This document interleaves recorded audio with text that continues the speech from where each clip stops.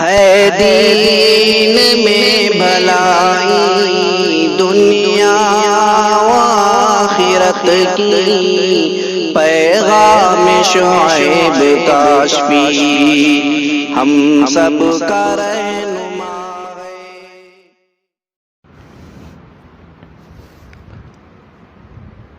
الحمد للہ وکفا وسلام علی عبادہ الذین اصطفى، اما بعد۔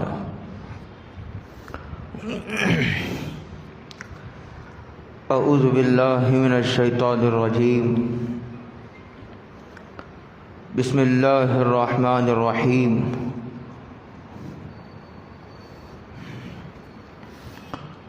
یا ایھا الذین آمنوا اتقوا اللہ وکونوا مع الصادقین۔ وقال تعالی یا ایھا الذین آمنوا اذکروا اللہ ذکرا کثیرا وسبحوہ بکرۃ وأصیلا۔ وقال النبی صلی اللہ علیہ وسلم اللہم باعد بیننا وبین خطایانا کما باعدت بین المشرق والمغرب۔ صدق اللہ مولانا العظیم۔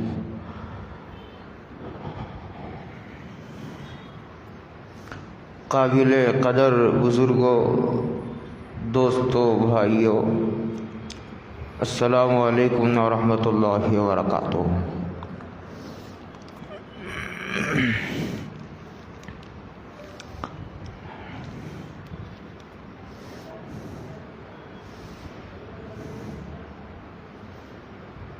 اس وقت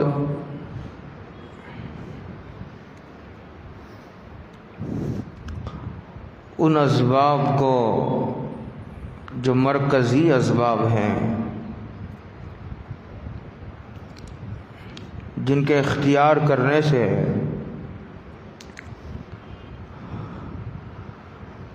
آدمی اللہ کا نیک بندہ بن سکتا ہے،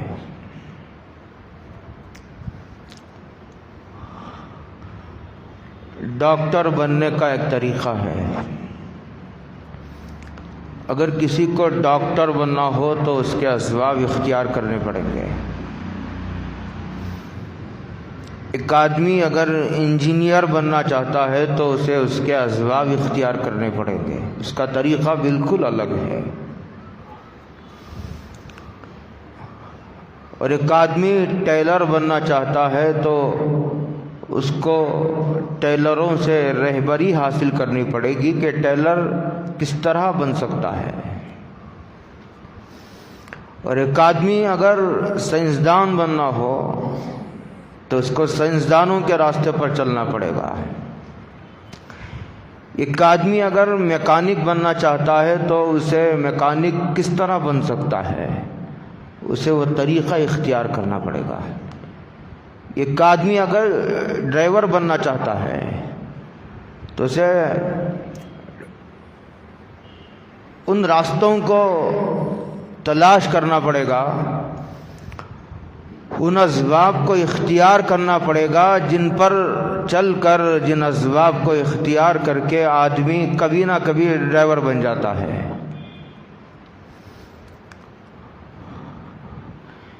امام الانبیاء سید الکائنات حضرت محمد الرسول اللہ صلی اللہ علیہ وسلم دنیا میں جو تشریف لائے، وہ یہ بتانے کے لیے نہیں آئے کہ ڈاکٹر کیسے بن سکتا ہے انسان، ایک انسان انجینئر کیسے بن سکتا ہے، ایک انسان سائنسدان کیسے بن سکتا ہے، ایک انسان کو اگر ڈرائیور بننا ہو تو اسے کیا کرنا پڑے گا، یہ بتانے کے لیے سرور کونین حضرت رسول اللہ صلی اللہ علیہ وسلم تشریف نہیں لائے۔ حضور جب دنیا میں تشریف لائے، تشریف لانے سے پہلے بھی انسان کھاتے تھے اور انسان تجارت کرتے تھے، انسان کھیتی باڑی کرتے تھے، باغات کرنے کا سلسلہ تھا۔ یہ بہت بڑا طبقہ ایسا تھا جن کے باغات تھے، کھیتیاں تھی، پیداوار ہوتی تھی، وہ تجارت بھی ہے، ریشم کے کارخانے بھی ہیں، اور ان کی شادیاں بھی ہو رہی ہیں، ان کے بچے بھی ہوتے ہیں، سارا کائنات کا نظام چل رہا تھا۔ حضرت رسول اللہ صلی اللہ علیہ وسلم تشریف لا کر کے انہوں نے یہ بتایا کہ ایک انسان جس کو اللہ نے پیدا کیا ہے وہ اللہ کا وفادار بندہ کن راستوں پہ چل کے بن سکتا ہے، یہ بتانے کے لیے ہی حضور آئے۔ گھر بنانے کا طریقہ بتانے کے لیے حضور نہیں ہے، وہ تو پہلے سے گھر بنتے تھے، پہلے سے ڈاکٹر موجود تھے جب حضور دنیا میں تشریف لائے، وہ علاج ہوتا تھا، بیماریوں کی تشخیص ہوتی تھی وغیرہ وغیرہ۔ حضور دنیا میں جو تشریف لائے وہ یہ بتانے کے لیے تشریف لائے کہ ایک انسان اللہ کا نیک بندہ کیسے بن سکتا ہے، اگر بننا چاہے تو، نہ بننا چاہے تو، اس سے کوئی بحث نہیں ہے، اس وقت اس سے کوئی سروکار نہیں ہے۔ اس لیے کہ قرآن کریم کا یہ اعلان ہے ھدی للمتقین کہ ہم رہبری سب کی کریں گے، کوئی مانے یا نہ مانے، کوئی سنے نہ سنے، کوئی ہماری بات کو سنی انسنی کر دے اور کوئی ہماری بات کو سرسری سنتا ہو، کوئی ہماری مخالفت کرتا ہو، حضور نے فرمایا اللہ کے پیغام کو ہم ہر ایک انسان تک پہنچا دیں گے۔ اور قرآن ہر انسان کی رہبری کرتا ہے، لیکن اس کی رہبری کا نفع اسے حاصل ہوتا ہے جو رہبری حاصل کرنا چاہتا ہے، جو نیک بننا چاہتا ہے، جو انبیاء کی بات سننا چاہتا ہے، قرآن کریم کی رہنمائی سے فائدہ اٹھانا چاہتا ہے، قرآن اسی کو رہبری، اس کی رہبری کا نفع اسے ہی پہنچے گا۔ ایک بیمار مریض ڈاکٹر کے پاس جاتا ہے، ڈاکٹر نے چیک کر کے اس کی بیماری کی تشخیص کر دی کہ آپ کو یہ بیماری ہے، دوائی لکھ دی۔ ایک آدمی ڈاکٹر کے پاس جاتا ہی نہیں، جانا ہی نہیں چاہتا۔ اچھا ایک آدمی ڈاکٹر کے پاس گیا، بیماری کا پتہ بھی چل گیا اور اسے معلوم بھی ہو گیا کہ مجھے کیا بیماری ہے، ڈاکٹر نے دوائی لکھی، لیکن دوائی ہی نہیں کھاتا، دوائی لیتا ہی نہیں، استعمال ہی نہیں کرتا دوائی کی۔ اب اس سے کیا نفع ہوگا ڈاکٹر کے پاس جانے سے؟ بالکل اسی طرح حضرت انبیاء علیہ السلام نے انسانوں کی رہبری کی۔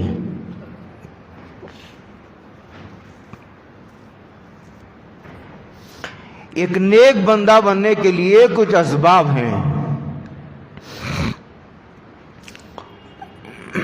تمام اسباب کو مختصر وقت میں گھیرنا آسان نہیں ہے، چند ضروری باتیں آپ حضرات کی خدمت میں پیش کر دینا ضروری سمجھتا ہوں۔ وجہ اس کی یہ ہے کہ ہر انسان اب کمانے کھانے کو ہی زندگی کا مقصد سمجھ بیٹھا ہے۔ ابھی 2-4 سال کا ہوتا ہے انسان تو اسے اسکول میں ڈال دیا جاتا ہے، وہ پڑھے گا جب تک ڈاکٹر نہیں بنے گا، پڑھتا رہے گا جب تک وہ انجینئرنگ کی تعلیم مکمل نہ ہو، پڑھتا ہی رہے گا۔ اچھا پڑھ کر ڈاکٹر بن گیا، انجینئر بن گیا، اب کیا کام ہے اس کا؟ جب شادی کرو، بھائی بچہ بڑا ہو گیا ہے، شادی کر دی۔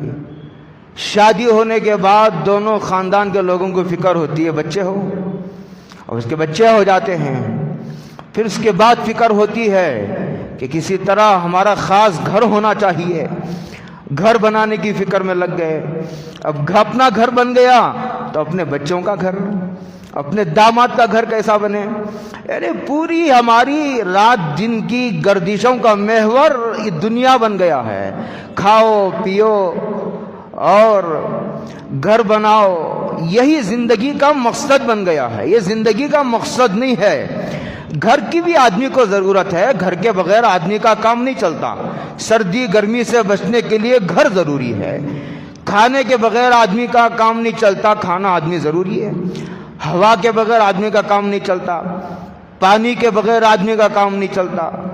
اسی طرح اور بہت ساری ضرورتیں انسان کے ساتھ لگی ہوئی ہے. شادی ہے، ایک پاک دامنی کی زندگی گزارنے کے لیے ایک صحت مند انسان کو شادی اور نکاح کی ضرورت ہے، وہ بھی ایک ضرورت ہے. اس کے بغیر بھی ایک صحت مند انسان کا کام نہیں چلتا. یہ سب ضرورتیں ہیں. لیکن اس دنیا کی زندگی کو ہی مقصد بنا لیا جاوے، یہ انسان کا اس کے مقصد سے ہٹنے والی بات ہے، اسے دور کرنے والی بات ہے.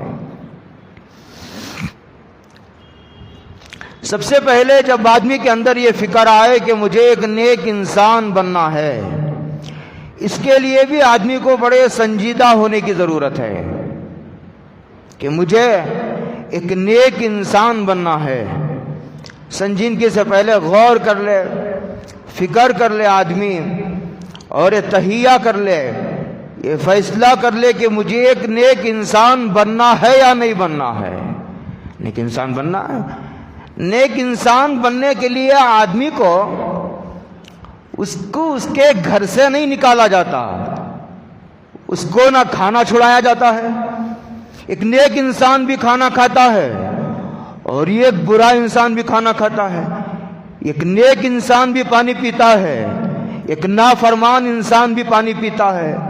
ایک نیک انسان بھی شادی کرتا ہے، یہ گنہگار انسان بھی شادی کرتا ہے. اس کے بھی بچے ہوتے ہیں، اس کے بھی بچے ہوتے ہیں، اس کا بھی گھر ہوتا ہے، اسے بھی گھر کی ضرورت ہے، اسے بھی پیسوں کی ضرورت ہے، اسے بھی پیسوں کی ضرورت ہے، اس کی بھی بیوی، اس کی بھی بیوی، اس کے بھی بچے، اس کے بھی بچے، سارا ملا جلا ایک کائنات کا نظام ہے، وہ تو ایسے ہی چلتا ہے. نیک انسان بنانے کے لیے انسان کو اس دنیاوی زندگی سے نہیں کاٹا جاتا،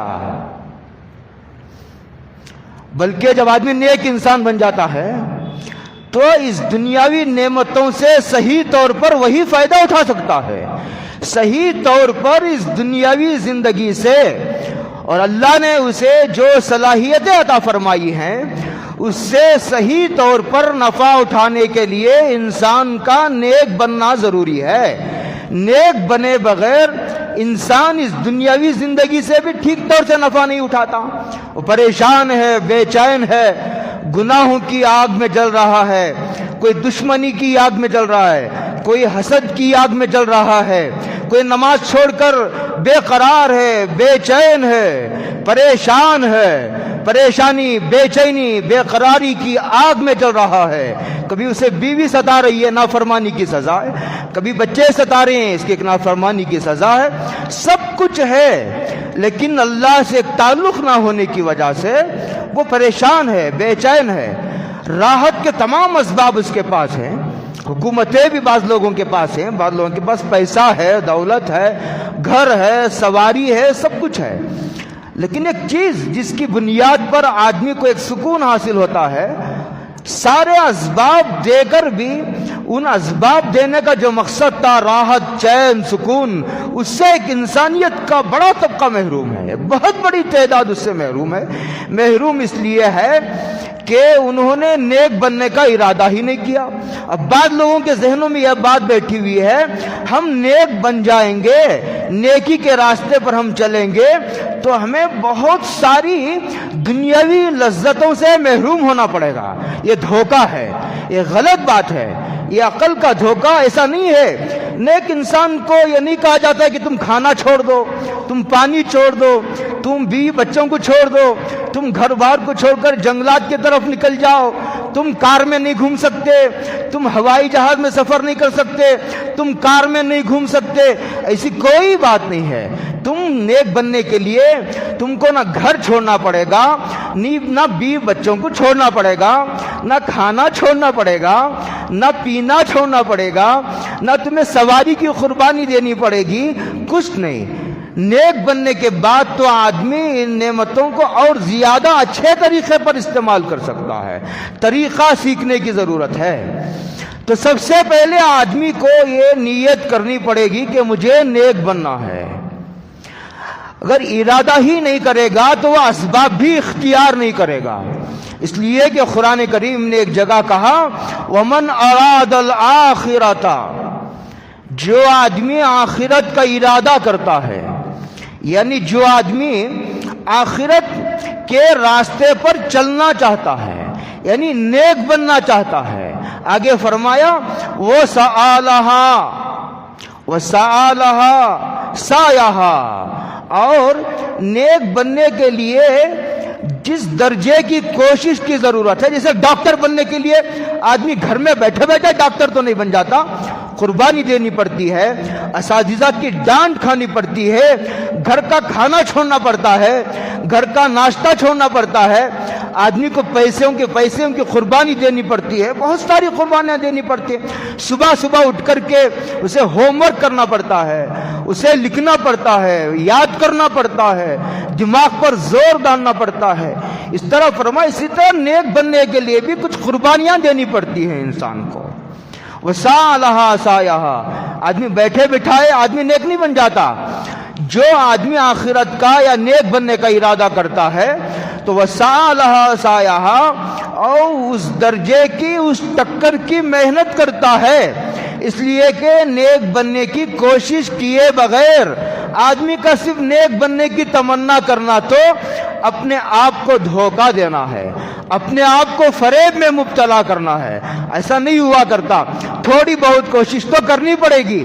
فَأُولَئِكَ كَانَ سَعْيُهُمْ مَشْكُورًا، پھر اللہ تعالیٰ اس کی ٹوٹی پھوٹی کوشش کو ہی قبول فرما لیتے ہیں۔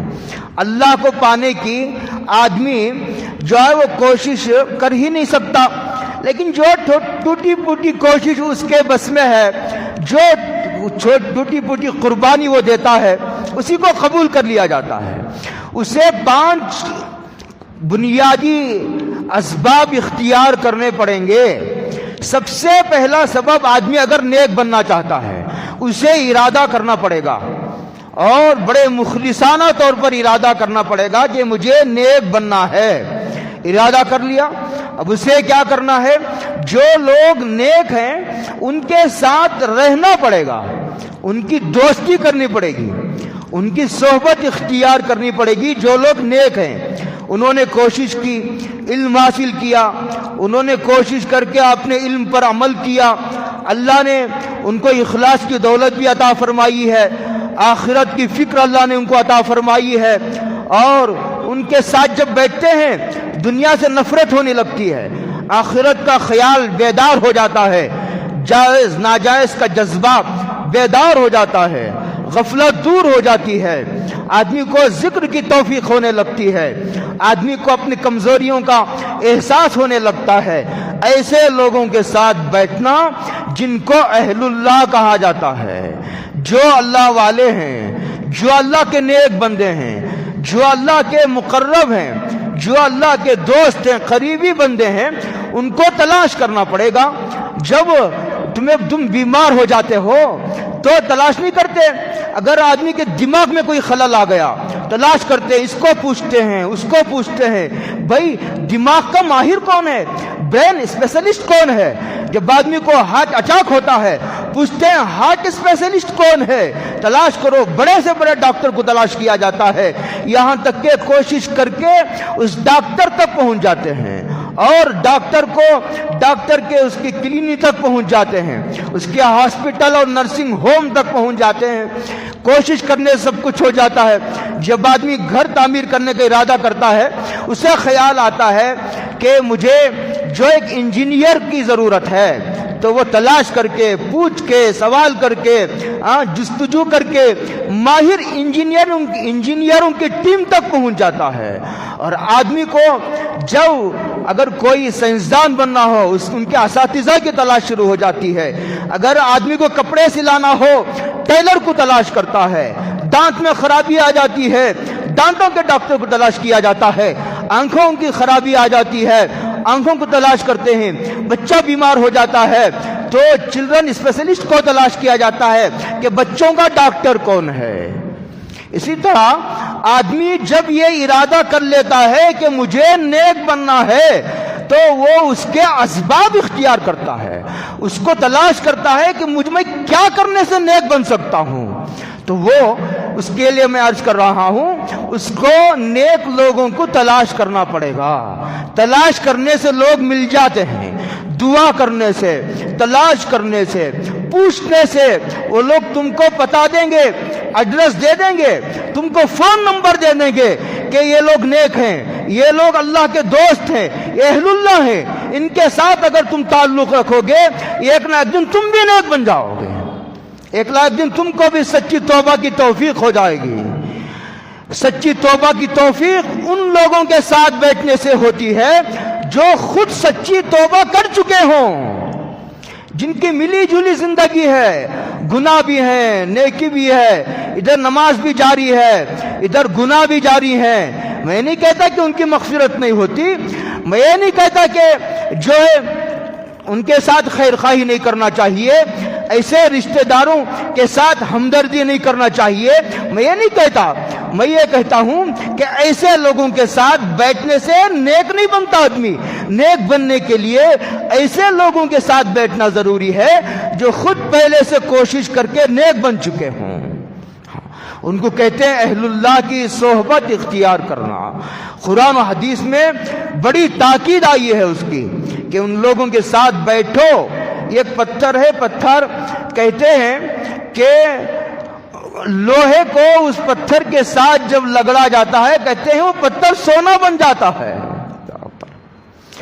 پارس کہتے ہیں کہ اس کے ساتھ جب لوہے کو رگڑا جاتا ہے وہ بھی سونا بن جاتا ہے۔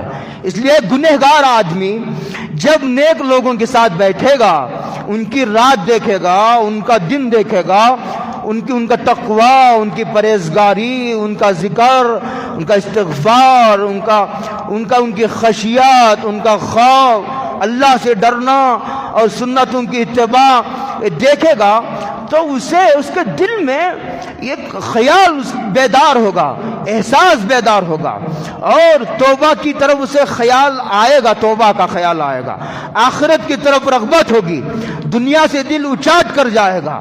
ایسے لوگ ہیں، قیامت کی صبح تک ہیں۔ اس لیے میں یہ کہہ رہا تھا کہ تلاش کرنے سے لوگ مل جاتے ہیں۔ جب آدمی بچہ جب روتا ہے تو ماں کی چھاتیوں میں دودھ آ ہی جاتا ہے، ماں کی چھاتیوں میں دودھ آ ہی جاتا ہے۔ جب بچہ جتنا زیادہ روئے گا اتنا جلدی ماں کے چھاتیوں میں دودھ آتا ہے۔ حمل نہیں ٹھہرتا تو ماں کی چھاتیوں میں دودھ نہیں آیا کرتا۔ طلب جس کے دل میں ہوتی ہے، ادھر سے طلب پیدا ہوتی ہے تو ماں کی چھاتیوں میں دودھ آسمانوں سے اتارا جاتا ہے۔ آدمی کے دل میں طلب پیدا ہوتی ہے، مجھے نیک بننا ہے، آج سے میں توبہ کرتا ہوں، آج سے میں آخرت کو سامنے رکھ کر کے زندگی گزاروں گا، موت کو سامنے رکھ کر کے زندگی گزاروں گا، تو اسے سب سے پہلے یہ کوشش کرنی پڑے گی کہ اسے اللہ والوں کو تلاش کرنا پڑے گا۔ ڈاکٹروں کو جس طرح تلاش کرتے ہو، انجینئروں کو جس طرح تلاش کرتے ہو، ٹیلروں کو جس طرح تلاش کرتے ہو، سونا خریدنے کے لیے سونے کی دکانوں کو تلاش کرتے ہو، ہیرے خریدنے کے لیے ہیروں کی دکانوں کو تلاش کرتے ہو، کار خریدنے کے لیے کار کی دکانوں کو تلاش کرتے ہو، تو یہ اللہ والے، یہ اللہ کی محبت کی دکان ہے۔ یہاں اللہ کی محبت کو بیچا جاتا ہے، اللہ کی عشق کو بیچا جاتا ہے، یہاں آخرت کی محبت فروخت ہوتی ہے اور پیسے لیے بغیر دیا جاتا ہے۔ یہ واحد طبقہ ہے علماء کا، یہ دنیا کا واحد طبقہ ہے اہل اللہ کا جو بے لوث خدمت کرتا ہے، دنیا کا سب سے زیادہ مخلص طبقہ، دنیا کی بے لوث خدمت کرنے والا انسانیت کے واحد طبقہ ہے جو انسانوں کو بے لوث خدمت کرتا ہے۔ ڈاکٹروں کی فیس ہے، انجینئروں کی فیس ہے، لائرز کی فیس ہے، ایڈوکیٹس کی فیس ہے، بھائیوں اسکول کی فیس ہے، کالج میں پڑھانے کی فیس ہے، اور ٹیلر ایک جوڑا کپڑے سیتا ہے تو 600 روپے لیتا ہے۔ یہ لوگ تمہیں ہاتھ پکڑ کر اللہ کے دروازے تک پہنچا دیتے ہیں، سجدہ کرنا سکھاتے ہیں، اللہ کے در پر اپنا ماتھا ٹکانا سکھاتے ہیں، اور مخلوق سے بے نیازی سکھاتے ہیں، اور اللہ سے لینا سکھاتے ہیں۔ اتنی بڑی دولت دیتے ہیں لیکن اس کے باوجود وہ کہتے ہیں لا اسألکم علیہ من اجر، ہم کچھ نہیں لیتے تم سے، ہم اپنی محنتوں کا ہم تم سے بدلہ نہیں لیتے، ہم تم سے شکریہ کے منتظر نہیں ہیں، ہم اپنی کاوشوں کا بدلہ اپنے پروردگار سے لیں گے جس نے اس منصب کے لیے ہمارا انتخاب فرمایا ہے، سلیکشن فرمایا ہے۔ یہ وہ واحد طبقہ ہے، لیکن تم کو بس اتنا کرنا ہے کہ تم کو معلوم کرنا ہے کہ بھائی اہل اللہ ہے یا نہیں ہے، تو ان کا ایڈریس کیا ہے، ان کا پتہ کیا ہے، بھائی ان کا فون نمبر مل سکتا ہے کیا، تاکہ میں ان کے پاس پہنچوں اور ان کے سامنے زانوِ تلمس طے کروں۔ اہل اللہ کی مصابحت یہ پہلا نسخہ ہے، آپ کو یہ اختیار کرنا پڑے گا۔ اگر آپ کو سچا پکا انسان بننا ہے، اگر آپ کو نیک انسان بننا ہے، ایک ہے نیک انسان بننا، ایک ہے نیک انسان ہونا دکھانا۔ لوگ نیک انسان نہیں بننا چاہتے، لوگوں کو دکھانا چاہتے ہیں کہ میں نیک بن چکا ہوں۔ ایسے نیکی کا اللہ کے ہاں کوئی اعتبار نہیں ہے، مقبولیت نہیں ہے۔ دوسرا کام تمہیں یہ کرنا پڑے گا، ذکر اللہ پر مداومت اختیار کرنی پڑے گی۔ دنیا کا ہر کام کرتے ہو، کھاتے ہو، پیتے ہو، اور تم استنجے کو جاتے ہو، کپڑے بدلتے ہو، بیوی کو ٹائم دیتے ہو، بچوں کو ٹائم دیتے ہو، مسجد کے ذمہ دار کو ٹائم دیتے ہو، اور کمپنی کے اونر کو ٹائم دیتے ہو۔ ہر ایک کے پاس تمہارے پاس وقت ہے، لیکن ہمارے پاس اگر وقت نہیں ہے تو اللہ کا ذکر کرنے کے لیے وقت نہیں ہے، باتوں کے لیے وقت ہے، نیوز سننے کے لیے وقت ہے، اخبار پڑھنے کے لیے وقت ہے، فضول باتیں اور غیبتیں کرنے کے لیے ہمارے پاس وقت ہے، برائی کرنے کے لیے ہمارے پاس وقت ہے، وقت نہیں ہے تو اللہ کو یاد کرنے کے لیے ہمارے پاس وقت نہیں ہے، جس نے ہمیں پیدا کیا، جو ہماری روزی کا انتظام کر رہا ہے اور جو ہماری ضرورتوں کے انتظام کرنے میں لگا ہوا ہے۔ کتنا بے وفا ہے انسان، کتنا بے وفا انسان ہے، اسے اللہ کو یاد کرنے کے لیے اس کے پاس وقت نہیں ہے۔ سانس چل رہی ہے، ایک لمحے کا انسان محتاج ہے، چلتی ہوئی سانس رک جائے، حکومت کرنے والے حکومت کی بڑائی سمجھ میں آ جائے۔ ایک آدمی جو پولیس کا ذمہ دار ہوتا ہے، پولیس ڈپارٹمنٹ کا ذمہ دار ہے، یہ اس کے اشارے پر ہزاروں کی فوج ہلچل میں آ جاتی ہے، ہنگامہ برپا ہو جاتا ہے، شور مچ جاتا ہے۔ جب سانس چلتی سانس رک جاتی ہے، اس کی بڑائی پوری دنیا کے سامنے کھل جاتی ہے۔ اتنا بے بس انسان، اللہ کو یاد کرنے کے لیے اس کے پاس وقت نہیں ہے۔ اس کو سب سے دوسرا کام نیک انسان بننے کے لیے کرنا پڑے گا، کیا کرنا پڑے گا؟ ذکر اللہ پر مداومت کرنی پڑے گی۔ اور نماز یہ ذکر کا سب سے اعلیٰ درجہ ہے، تلاوت کلام پاک یہ ذکر اللہ کا سب سے اعلیٰ درجہ ہے، سب سے اعلیٰ درجہ ہے۔ قرآن کریم یہ کہتا ہے کہ جو نماز نہیں پڑھتا، اس میں تو اختلاف ہے کہ بے نمازی کافر ہے یا نہیں ہے۔ صحابہ کی ایک جماعت یہ کہتی ہے بے نمازی کافر ہے، اگر بے نمازی مر جاوے تو اسے مسلمانوں کے قبرستان میں دفن نہ کرو، وہ مسلمان ہی نہیں ہے۔ صحابہ کی چھوٹی جماعت یہ کہتی ہے، لیکن ایک بہت بڑی صحابہ کی جماعت اور ائمہ مجتہدین یہ کہتے ہیں کہ نماز چھوڑنے والا کافر تو نہیں ہوتا، لیکن اس نے کافرانہ فعل کیا ہے، اس کا یہ عمل کفر کے دہلیز تک پہنچا کر دم لے گا۔ اس لیے اس میں تو اختلاف ہے کہ نماز چھوڑنے والا کافر ہے یا نہیں ہے، لیکن اس میں کوئی اختلاف نہیں ہے کہ نماز چھوڑنے والا وہ ادنا درجے کا مسلمان بھی نہیں ہے، اس لیے کہ ادنا درجے کا مسلمان بننے کے لیے بھی انسان کو نماز پڑھنا ضروری ہے۔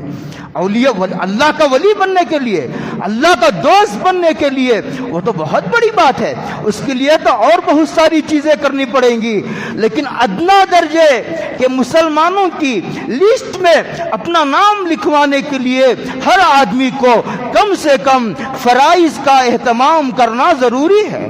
الذین یقیمون الصلاۃ، قرآن کریم نے اس حقیقت کو اس آیت کریمہ کے اس جملے میں اٹھایا ہے۔ یہ جو درگاہوں پر بیٹھے ہوئے ہیں جاہل پیر، جو نماز بھی نہیں پڑھتے، پاک و صاف بھی نہیں رہتے، میلے کچیلے کپڑے پہنتے ہیں، میلے کچیلے سر کے بال، داڑھی بھی نہیں، نماز ہو رہی ہے، یہ لوگ بیٹھے ہوئے ہیں، اقامت ہو رہی ہے، عورتوں کی آمد و رفت ہے، معرفت کا پیالہ پلایا جا رہا ہے، جو ادنا درجے کا مسلمان بھی نہیں ہو سکتا ہے۔ اس ترقی کے دور میں کیا ہو گیا انسانوں کی عقل کو کہ ان کو ولی اللہ مان کر کے ان کے قدموں پر گرا جا رہا ہے، پیسے لٹائے جا رہے ہیں اور بے پردگی ہو رہی ہے۔ قرآن کریم نے اس عقیدے کو درست کیا ہے۔ ذکر اللہ کی مداومت کہ اللہ کو یاد کرنے کے لیے بھائیو، تم 1 گھنٹہ تمہارے پاس نہیں ہے، آدھا گھنٹہ نہیں ہے، ٹھیک ہے، لیکن 5 منٹ نہیں ہے، صبح 5 منٹ نہیں ہے، استنجے کے لیے دن میں 5 مرتبہ پیشاب کرتے ہو، 5 منٹ لگاؤ تو پیشاب کے لیے 25 منٹ دیتے ہو، بیت الخلاء کے لیے دن میں 1 گھنٹہ دیتے ہو، کھانے کے لیے 3 وقت دن میں 1 گھنٹہ دیتے ہو۔ بھائیو، اللہ کو یاد کرنے کے لیے تمہارے پاس وقت نہیں ہے؟ ہم سب کو ضرورت ہے کہ اللہ کو یاد کرو بھائیو۔ اللہ کو یاد کیے بغیر ہمارا کام نہیں چلتا، ہمارا کام نہیں چلتا اللہ کو یاد کیے بغیر۔ اللہ کو یاد کرنا ضروری ہے، جس طرح جسم کے لیے کھانے کی ضرورت ہے، پانی کی ضرورت ہے، اسی طرح روح کو اللہ کی یاد کی ضرورت ہے، ذکر کی ضرورت ہے، درود شریف کی ضرورت ہے، استغفار کی ضرورت ہے۔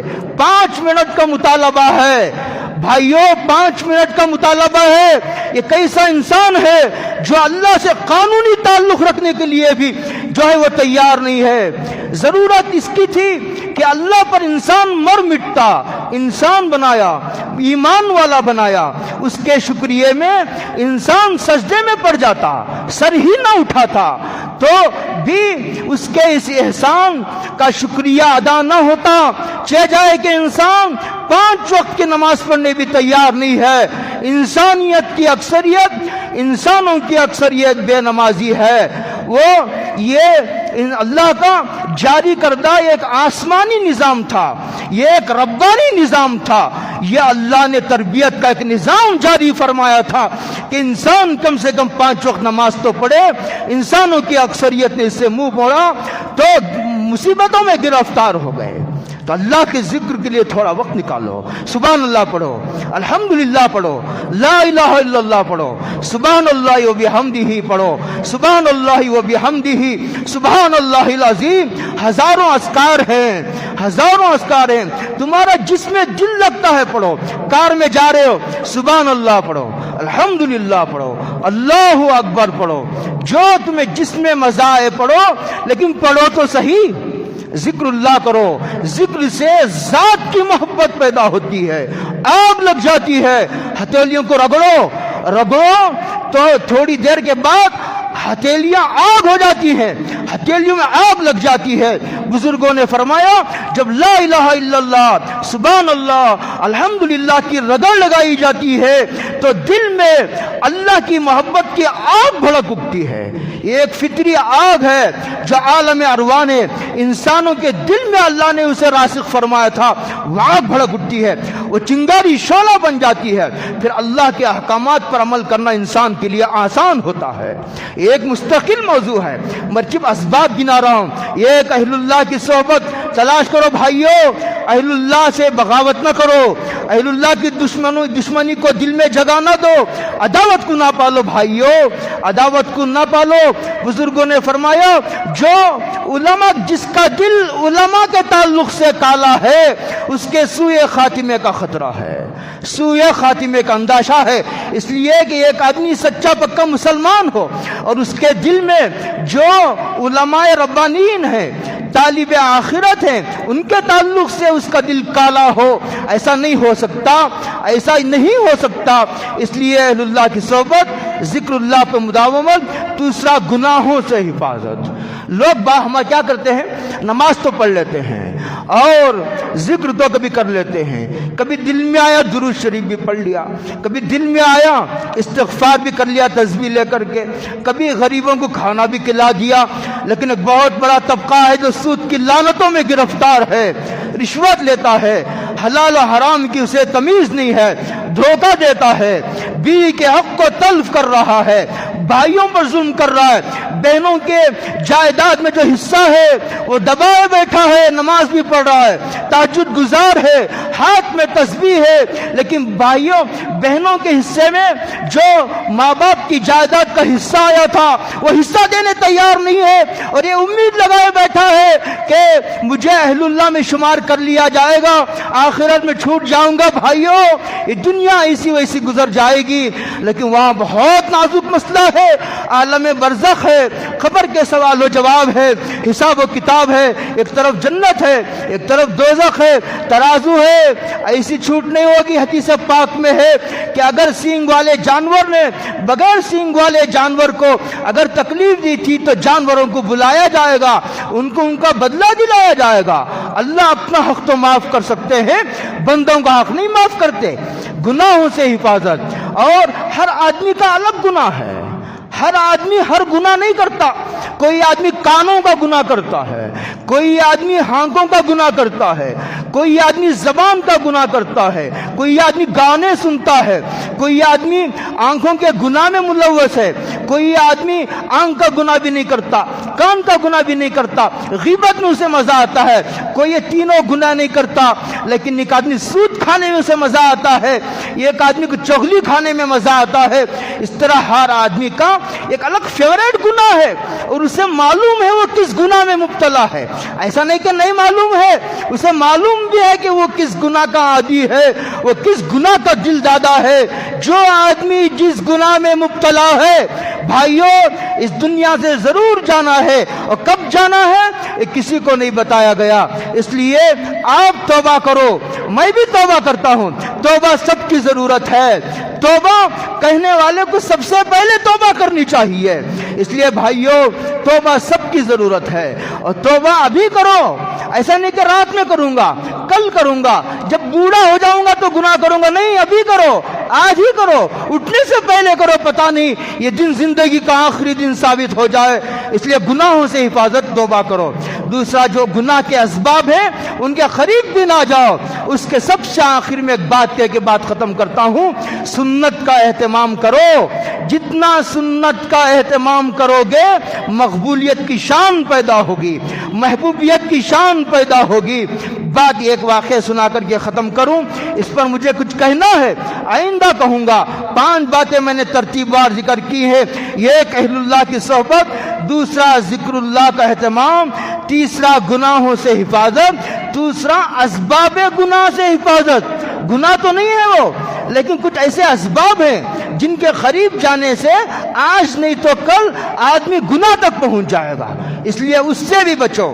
اس کے بعد 5واں سنت کا اہتمام کرو۔ جائز ناجائز کے جھگڑوں میں پڑے ہو بھائیوں، ناجائز جائز سے اوپر اٹھ کر کے سنت کا اہتمام کرو۔ ایک طریقہ جائز ہے، ایک طریقہ سنت کا ہے۔ تم کہو ہم صرف جائز پر نہیں عمل کرتے، ہم سنت کے طریقے کو اپنے سینے سے لگائیں گے۔ جتنا زیادہ سنت پر عمل کرو گے مقبولیت پیدا ہوگی، محبوبیت کی شان پیدا ہوگی۔ ایک واقعہ سنا کے بات ختم کروں، وقت ہو گیا ہے، لوگوں کو کمپنیوں کو جانا ہے۔ حضرت مولانا ایک مرتبہ ایک آدمی نے خواب دیکھا کہ ایک بہت بڑا باغیچہ ہے، اس میں میرے اور آپ کے آقا بولتے ہوئے بھی مجھے خوشی ہوتی ہے، امام الانبیاء سید الکائنات حضرت محمد الرسول اللہ صلی اللہ علیہ وسلم تشریف لائے ہیں۔ آج بھی جو فیض جاری ہے دنیا میں وہ حضوری کا ہے، اور قیامت تک جو فیض کسی نہ کسی شکل میں جو جاری ہے وہ حضوری کا فیض ہے۔ کہتے ہیں کہ سارے لوگ چاروں طرف سے دوڑ رہے ہیں حضور کو دیکھنے کے لیے، دیدار کے لیے۔ تو ایک آدمی کو دیکھتے ہیں کہ بڑے دبے ہوئے قدم کے ساتھ جا رہا ہے، بڑے سہمے ہوئے، محبت و روب کے ملے جلے جذبات کے ساتھ۔ ایک آدمی پوچھتا ہے بھائی اتنا آہستہ جا رہے ہو، حضور چلے جائیں گے، تمہارے پہنچنے تک حضور واپس چلے جائیں گے، ذرا تیزی سے چلو۔ تو وہ خواب میں ہی جواب دیتا ہے بھائی میں نشان قدم تلاش کر رہا ہوں، حضور کے نشان قدم تلاش کر رہا ہوں کہ قدم سے قدم ملا کر جاؤں گا۔ تو پوچھنے والا خوابی میں پوچھتا ہے بھیا تمہارا نام کیا ہے؟ تو کہتے ہیں کہ مجھے محمد قاسم کہتے ہیں، میں نانوتا کا رہنے والا ہوں۔ یہ وہ شخصیت ہے جو دارالعلوم دیوبند کی بانی ہے، جس کا فیض اللہ نے پوری دنیا میں پھیلا دیا، دعوت و تبلیغ کی شکل میں، مدارس کی شکل میں، جمعیت علماء ہند کی شکل میں، خانقاہوں کی شکل میں، پوری دنیا کے کونے کونے میں اللہ نے ان کا فیض پہنچایا۔ تقی عثمانی صاحب اور طارق جمیل صاحب فرماتے ہیں، پیر ذوالفقار احمد نقشبندی دامت برکاتہم فرماتے ہیں، اللہ نے پوری دنیا کے ہر ملک میں جانے کا موقع عطا فرمایا، جہاں بھی گیا دارالعلوم دیوبند کا طالب علم اور فرزند وہاں دین کا کوئی نہ کوئی کام کرتا ہوا ملا۔ یہ مقبولیت سنت کی اتباع کی برکت سے آتی ہے۔ یہ 5 کام کرنے پڑیں گے اگر تم کو نیک بننا ہے۔ اور بھی کچھ تشریح ہے، وقت ہو گیا، اللہ انہی مختصر گزارشات کو قبول فرمائے۔